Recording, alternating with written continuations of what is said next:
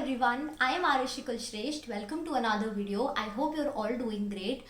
मेरे लिए ये वाला वीक बहुत हैपनिंग सा था because I got my first shot of Covishield vaccine. उसके बाद से my health wasn't that good for the better part of the week. अभी भी ये हैंड थोड़ा उठने में दर्द ही कर रहा है. I hope it gets better. But this video is on something जो बहुत ही बेसिक सा डाउट है. A lot of you must have wondered that American universities exactly क्या देखती हैं in a profile.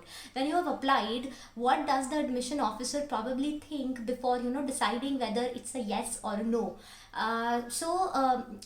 मैंने ये रियलाइज़ किया है that there are total 6 things. 6 चीज़ें हैं, 6 मेन पॉइंट्स हैं जो अमेरिकन यूनिवर्सिटीज़ देखती हैं. It's important to establish that marks important होते हैं but marks are not the only deciding factor or criteria. I got an overall 8.33 CGPA and I got into an Ivy League with that. But उस मतलब 8.33 CGPA के साथ में I even had like 1 or 2 B grades in the subjects जो उस course के लिए needed थे. तो इसलिए ये है दैट CGPA मैटर करता है but marks are not the only deciding factor. Like India में मार्क्स ही सिर्फ इंपॉर्टेंट होते हैं if you want to get into a dream school. That's not the case there. So let's establish that, keep that in mind कि marks important हैं लेकिन marks are not everything. And then let's see कि क्या points होते हैं. So as I said, मैंने realize किया total 6 points होते हैं. फर्स्ट पॉइंट ऑब्वियसली मार्क्स होता है. Your pointer, they will definitely look at your pointer because pointer से दे वांट टू एस्टैब्लिश कि आप कितने सीरियस हो अपने पढ़ाई की तरफ. सो वहाँ का जो पॉइंटर स्केल है, it's not a 10 pointer scale. तो उनका हाईएस्ट जो GPA होता है वो 4 पॉइंट स्केल पे होता है. तो 4 में से दे आस्क कि आपका 3 या हायर तो हो ही. बहुत सारी यूनिवर्सिटीज़ ये मांगती हैं. ये बहुत हार्ड एंड फास्ट नहीं होता, हर यूनिवर्सिटी का वेरी करता है. But in general my recommendation is that आप इंडियन सिस्टम के अकॉर्डिंग 8 CGPA के आसपास please try to maintain. If you can do that, don't worry, we have the next 5 points जो आई विल बी डिस्कसिंग जो आपका chance बढ़ाएंगे. तो second point ये होता है दैट आपके पास आपकी फील्ड से रिलेटेड वर्क एक्सपीरियंस कितना है. वर्क एक्सपीरियंस का मतलब सिर्फ फुल टाइम जॉब नहीं है. It could be internships, it could be research papers, it could be projects. It just means that आपने जो भी आप परस्यू करना चाह रहे हो उनकी यूनिवर्सिटी से, उस फील्ड से रिलेटेड आपके पास अपने रेज्यूमे पे दिखाने के लिए क्या है. So again my recommendation is that right from your first year try start doing as many things as you can. आप जितनी ज़्यादा चीज़ों में इन्वॉल्व हो गए एक्स्ट्रा को करिकुलर्स में, that shows that you are someone who is willing to take responsibility and who understands कि मार्क्स के आगे भी चीज़ें इंपॉर्टेंट होती हैं. So that's the second point. The third point is that what kind of brands are there on your resume. ये वाला point उतना इम्पॉर्टेंट नहीं है बट स्टिल अगर आपके रेज्यूमे पे बड़े ब्रांड्स होते हैं, सपोजिटली आप किसी बड़े कॉलेज से हो, like say you are from an IIT, that's a plus point. On the other hand अगर आप हो किसी Tier 2 Tier 3 कॉलेज से, for example me, I am from a university called RGPV in MP, पर मेरे resume पे भी Adobe और माइक्रोसॉफ्ट जैसे ब्रांड्स थे. I was a Microsoft student partner and I work with Adobe as an intern. तो क्या होता है दैट जो ब्रांड वाला फैक्टर है ये सिर्फ ह्यूमन साइकोलॉजी है और कुछ नहीं है. That if you are working in with a brand जो ग्लोबली नोन है, उसकी वजह से it's easier to for the admissions officer to recognize that brand. तो अगर मतलब ये बिल्कुल मैंडेटरी पॉइंट नहीं है बट जस्ट इन केस ऐसा है दैट आपके रेज्यूमे में कुछ ब्रांड्स हैं इन एनी कैपेसिटी, आपने इंटर्नशिप्स करी हो, आप अच्छे कॉलेज से हो, so this could sort of prove to be a plus point if you are applying. Again ये बिल्कुल इंपॉर्टेंट पॉइंट नहीं है. The other things are also equally important. The fourth point is that if you do not have high grades, आपके पास high grades के अलावा क्या है, does your profile show effort is the fourth point. So what I mean here is that वही जो मैंने अभी बोला दैट आपके पास लाइक एक्स्ट्रा को करिकुलर्स में दिखाने के लिए क्या क्या है is basically my fourth point. So I mean efforts दिखने चाहिए, पैशन दिखना चाहिए. आपने भले ही किसी बड़ी ब्रांड के साथ इंटर्नशिप ना करी हो but did you intern at all, were you like a part of your college fest और कॉलेज इवेंट्स, आपने कुछ कॉम्पिटिशन्स में पार्टिसिपेट किया, आपने कुछ भी किया ऐसा जो लाइक करिकुलर्स का पार्ट नहीं था but you were involve with it. So like you should try to find opportunities and I think this is the point जहाँ पे all of us can make a difference if we want to. कि अगर आपको पता है आपको masters करना है So try to find internships, try to find volunteering opportunities, and my suggestion here is that अगर आप जो एक्स्ट्रा को करिकुलर्स कर रहे हो ना, उसमें please don't restrict yourself to doing one thing. Like I want to give a personal example. जैसे कि मैं आईसेक करके एक वॉलंटियरिंग ऑर्गेनाइजेशन होती है, इस affiliated with UN and everything, मैं उसका पार्ट थी. बट मुझे ये रियलाइज हुआ कि आप खुद को सिर्फ एक चीज़ पे स्टिक करके रखोगे तो ऐसा लगेगा कि आपने अपनी पूरी कॉलेज लाइफ एक ही चीज़ करने में निकाल दी. So make sure you go around and do multiple things, multiple extra को करिकुलर्स. आपका एक ही डायरेक्शन का एक्स्ट्रा को करिकुलर्स तभी काम आता है जब आप वही परस्यू कर रहे हो. अगर आप कंप्यूटर साइंस स्टूडेंट हो से, एंड इफ यू आर से building apps and doing projects and stuff, then it's okay, you stick to that one thing.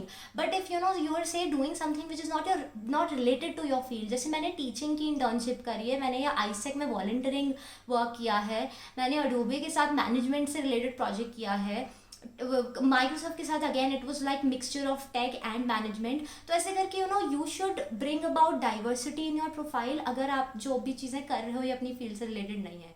थोड़ा सा कंफ्यूजिंग हो जाता है इसे समझने में, but all I want to say is that do as many things as you can in terms of internships, in terms of finding some volunteering work, like you can feed and stuff, associate yourself with NGOs. So that's pretty much the fourth point. जो fifth pointer है जो universities देखती हैं is this, that have you done any volunteering work?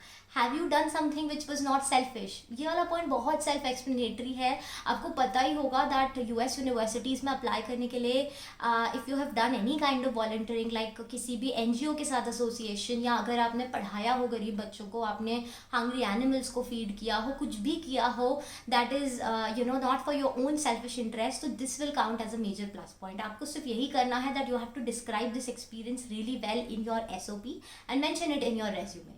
So that will get you that extra जो added वाला bonus होता है, that yes you did something nice for the society. The final point is, और ये वाला point बहुत important है, that are you a leader or does your resume show leadership traits.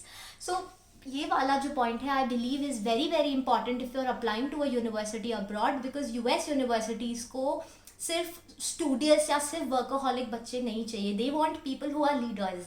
And I think challenge you on this, that आप किसी भी university को पूरा स्क्रॉल करोगे ना, समवेयर और the other that university will say on their website that we want to create future leaders और world leaders और इनोवेटिव लीडर्स. लीडर वर्ड आपको कहीं ना कहीं ज़रूर दिखेगा on every universities website, and I think that kind of demonstrates my point है कि American universities are looking for people who can be leaders. Enough with the theoretical वाला चीज़, आई वॉन्ट टू डिस्कस कि आप ये कैसे कर सकते हो अपने रेज्यूमे के लिए. Leadership can be anything. आपने अपने कॉलेज में किसी फेस्ट में कुछ काम किया हो, आपने अपने क्लास में कोई प्रोजेक्ट था मे बी, उसमें कुछ इनिशिएटिव लिया that I can get this done, आप लोग बाकी का ये सब देख लो. आपने टीम ऑफ पीपल वर्क किया जहाँ आपने कुछ भी इनिशिएटिव लिया हो, आपने ऐसे कोई like I was in the volunteering organization that I mentioned, I was the president there, I was leading teams of people. So this is a leadership experience. I led other like anything, मतलब आप कुछ भी कर रहे हो जहाँ पे आपने इनिशिएटिव्स लिए हो, आपने लोगों को लीड किया हो, आपने कोई चेंज एस्टैब्लिश किया हो. जैसे फॉर एग्जांपल आपके कॉलेज में मान लो there is no debating club और there is no entrepreneurship club, और आपने वो स्टार्ट किया, या ये क्लब्स पहले से थे, आप इनका पार्ट बने, आपने कुछ नया इवेंट करवाया इन क्लब्स के लिए. anything and everything of this sorts can count as a leadership experience.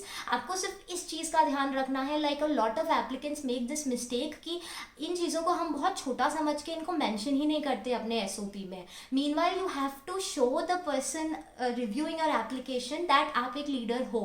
so don't miss out on this point. you have to come across as a leader. this is super important. so please do that. SOP में मतलब ये वो 6 important points थे जो मुझे लगते हैं that universities review करती हैं. आई हैव 2 बोनस पॉइंट्स है that I want to discuss कि ये सब चीज़ें इंश्योर करने के बाद ultimately our job as an applicant is that हम अपने SOP को और अपने LORs को ढंग से फ्रेम करवाएं.